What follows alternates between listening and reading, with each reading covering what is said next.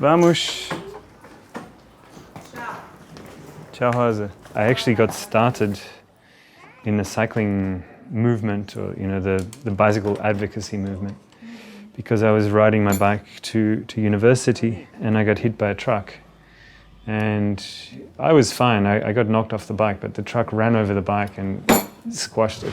So I didn't have a bike. The truck driver was very sorry, and he said, yeah, my company will pay. The next week I got a letter saying that the truck company wasn't going to pay for my bike because I had been riding on the footpath. Okay, let's go. Yeah, it was a big truck company, well-known transport company in Australia. So I started researching and got in contact with the bicycle advocacy movement, and a few months later they were advertising for an editor for the national magazine, and they just wanted somebody for 6 months. And I applied for the job. I flew from Melbourne to Sydney, and I got the job for 6 months. So that was really my foundation in the cycling advocacy movement in Australia. And ever since then I've worked with bicycles. I've been connected to bicycles in some way, or now tricycles as well.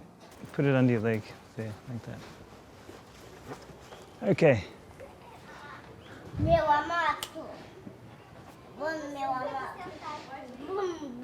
the year 2000 I moved from Australia to London, and I used London as a base to travel.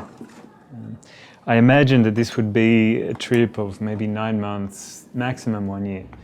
That was 15 years ago, and I still haven't lived in Australia since then.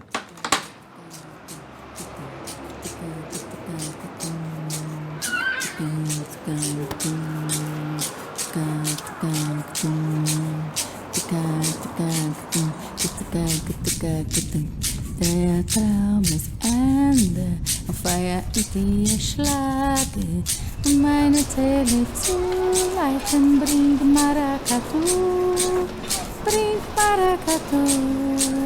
nimm das Schmerzen von mir, du beschert mir nur du, wie viel Leben ist an mir, lere, le, le, le, le, le, le.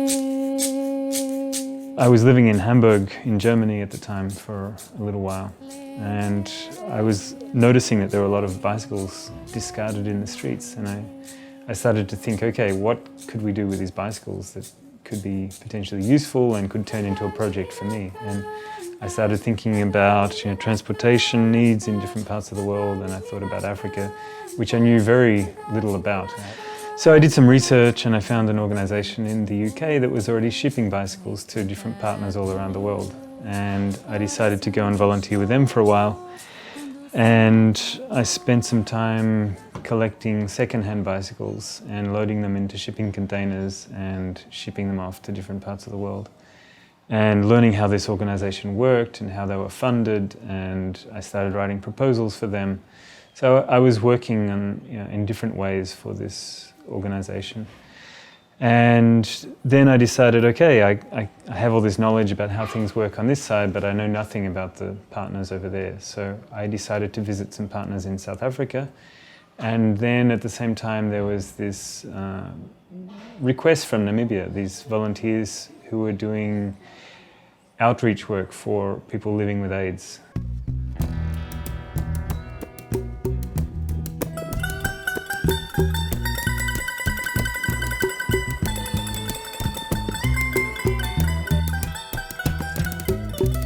They had hundreds of volunteers. The medical system couldn't deal with the number of people who were sick.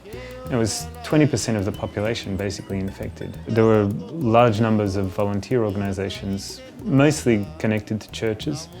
After I visited South Africa, I went to Namíbia and I spent some time with one of these organisations, and I did some home-based care visits and saw what the volunteers were doing, what they were dealing with. I had the opportunity to get one of the volunteers a bicycle while I was there, and he was very happy with that bicycle, and I could see the difference that it made in his work. People walking 20 kilometres to visit someone in the middle of the bush, a bike can make a huge difference. So really from the moment that I met this guy, Daniel Indongo, the home-based care volunteer, who was openly HIV positive. So that's another thing the volunteers do. They talk about their illness and they can relate a lot to people who are sick. But I met this guy, this incredibly brave and resilient guy who was giving his time freely to help other people. I thought, yeah, this is what I have to do. I have to help these people because it makes so much sense, you know, it can have such an impact.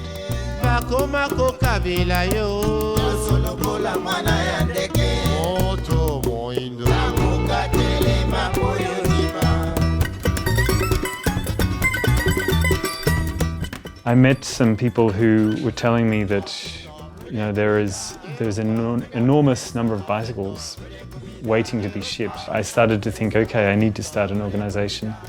If I'm going to reach any kind of scale with this program, I'm going to have to start an organisation, and this organisation will have to deal with the importation process, the distribution, the training. I just met with the Bicycle Empowerment Network in South Africa, and I approached them about using their constitution and their regulations, their bylaws, and they suggested that I start a separate entity using the same name. And that was great, you know, I thought that was a good head start. They were focused more on school children and small entrepreneurs, and we decided to work with healthcare volunteers because that was where most of the demand for bicycles was and what I thought would have the most impact. But yeah, of course we started getting bicycles to volunteers, and we would have, you know, your pedal falls off in the middle of a Namibian village 750 kilometers from the capital city where we put it together. And what do? You phone our workshop and say, I got a problem. You know, we don't have money to send someone to put your pedal back on. There was no infrastructure in Namibia for bicycle mechanics. At the same time as we had these maintenance issues with the volunteers' bicycles, we had an issue of urgent need for job creation in the communities where we were working. So we put these together and started thinking about a bicycle shop model that we could implement. I had seen the shipping container model that they had used in South Africa. They had one project at the time which was based out of a shipping container. We started a partnership with an overseas collective called Bicycles for Humanity, and they began shipping us container loads of bicycles, including the shipping container, and we started delivering those into villages, working with the same volunteers who we'd given bicycles to for their healthcare work. But now we were training them to run a bicycle shop.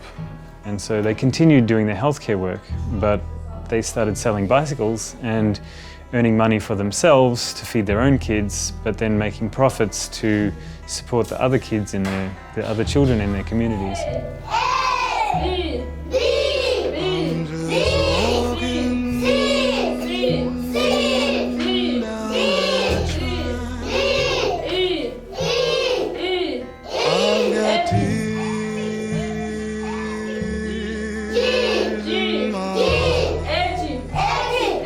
What Moses, he's the guy who runs this bike shop, he had to move his bicycle shop from the main town to a small village about 7 kilometers outside of the main town.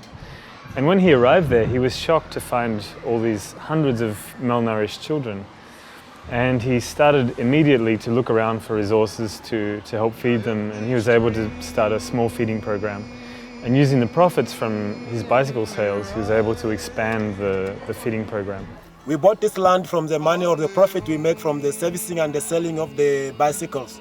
And we bought the land, and that's where we are doing all our operations.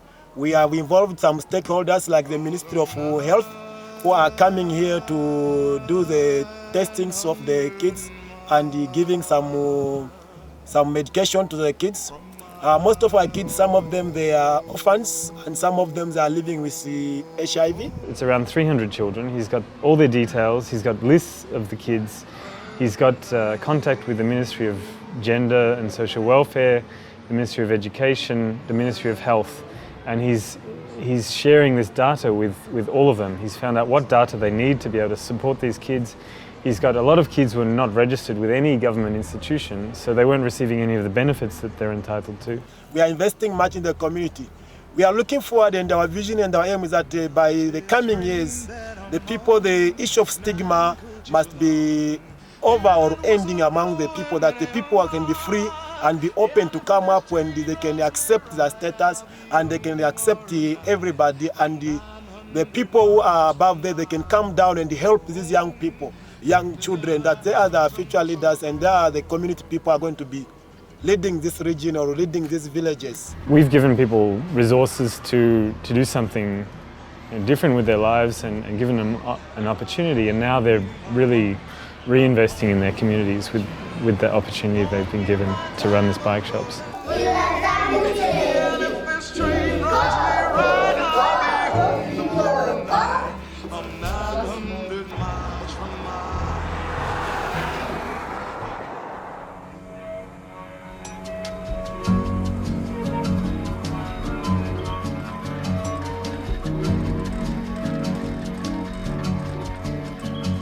Tem sonho grande, rei bonito, cheio de luz, acende vela branco. I've worked for NGOs for the last 22 years. Okay, I have a lot of achievements, but I don't have anything much to show for it. I've got a couple of bicycles. So, you know, I'm thinking more about the future and retirement and, you know, having something that I can build on and make a little bit of money this time. wouldn't be so bad.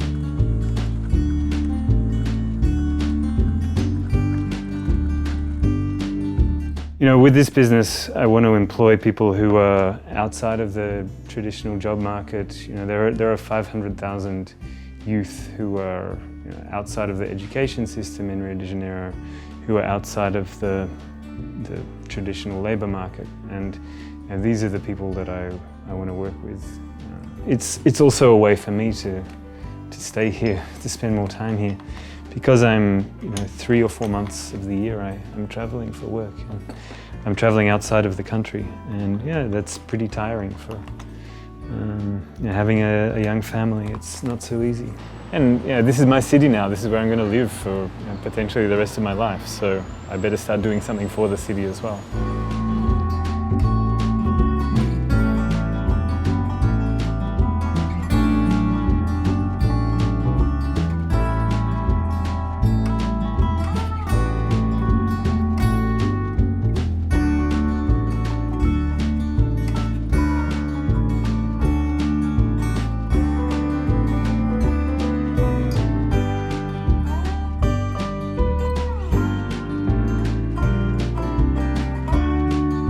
I had a very advantaged upbringing. I had access to very good education. It was all free. I'm very privileged to have had that upbringing. And so what's my moral responsibility to share that